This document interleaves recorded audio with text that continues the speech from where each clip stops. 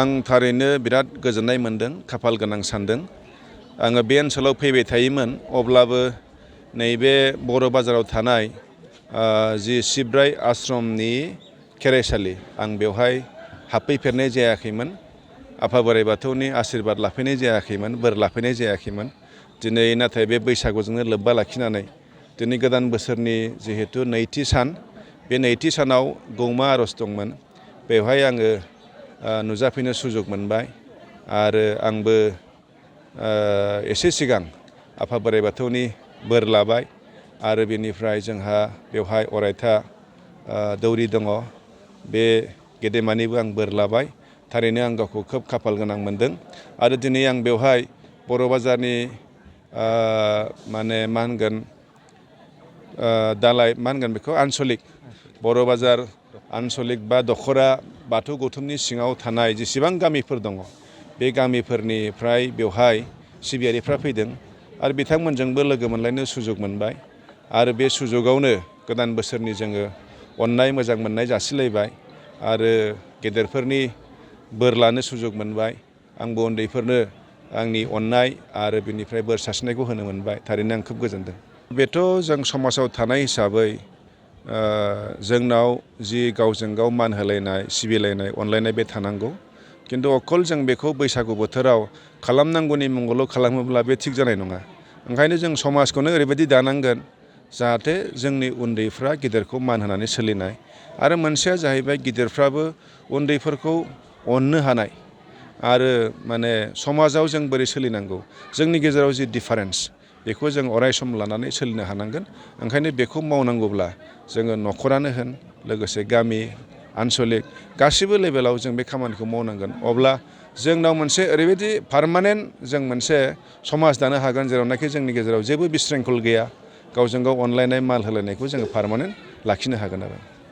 आं आबादारिफोरखौ बेखौनो खावलायगोन, अकल आबादारिल' नङा, गोदोआव जोङो आबादजों निर्भर खालामग्रा हिसाबै जों बैसागुआव रंजास्रानानै दैज्लां बोथोर जिहेतु फैसिगोन, बेखौ दावहा बादि लानानै रंजास्रायोमोन आरो लोगोसे आबादाव जोङो गावनि बोसोरसेनि थाखाय गायै फुयै माइरं बा माइ जोङो दोनथुमनो थाखाय जोङो गोदो नाजायोमोन।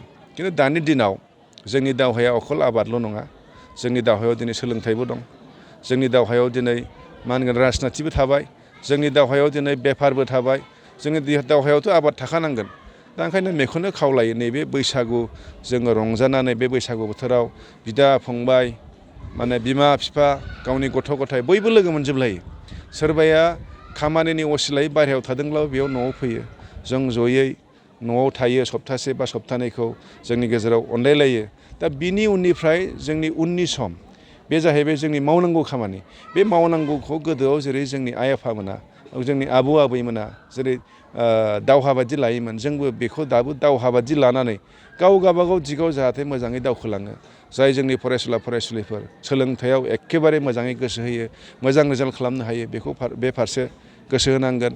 जायफ्रा आबाद मावदों, जों दिनै बर' हारिया आबादारिब्लाबो जों आबादाव जेरैबायदि दावखोनांगौ जों हायाखै, खिन्थु जोंनावबो एसे आबहावा फैबाय आबादनि, आरो बेखौ जों बोरै गोसो होबावनो हायो। जों आबादजों जाहाथे निर्भर खालामनानै जों बोरै सोलिनो हायो, बेखौ जों नाजानांगोन। आरो बेनिफ्राय बेफारावबो जों बर'फ्रा सोलोंहांबाय। दिनै बेफार बानिज्यआव जायफ्रा मावगासिनो दं, बिथांमोना बांसिननिफ्राय बांसिन आरो बेफाराव साक्सेस जानो नाजानांगोन। जों राजनिति खालामग्राफ्राबो, समाज सिबिग्राफ्राबो जोंबो बांसिन परिश्रम खालामनांगोन, जाहाथे जोंनि मेलेम बाहायनानै जोंनि बे समाजखौ खौसे खालामनानै राजनितिक दिगाव जाहाथे जोंनाव स्थायि मोनसे डेभेलपमेन्ट, लोगोसे जोंनि गेजेराव खौसेथिखौ लाबोनो हायो, बेखौ जों गोसो होनांगोन। थ' अनेक दिग दं। जायफ्रा हारिमुखौ नायग्रा बिथांमोनाबो आरोबाव गोसो होबावनांगोन, जायफ्रा थुनलाइखौ सिबिग्रा बिथांमोनाबो गोसो होनांगोन। ओंखायनो आं खावलायदों, बे बैसागुनि उननिफ्राय जों गाव गावनि जायखौ जों गोदोआव दावहा होनोमोन दैज्लां बोथोरखौ, दाबो जों दावहा बादि लानानै एखेबारे गाव गावनि दिगाव जों खामानि मावनांगोन। अब्लासो जों हारिखौ, जोङो जायखौ जों सानफ्रामबो होनबाय थायो गेरेमसा हारि, बे गेरेमसा हारिखौ जों अब्लासो जोंहा बड'फा उपेन्द्रनाथ ब्रह्मआ सिमां नुनाय बायदि जों जाहोनो हागोन आरो। आं बेखौनो दिनै नैबे नोंथांमोननि मिडियानि गेजेरजों बर' हारिनि साफ्रोमबो रायजो राजाखौ आं खावलायदों।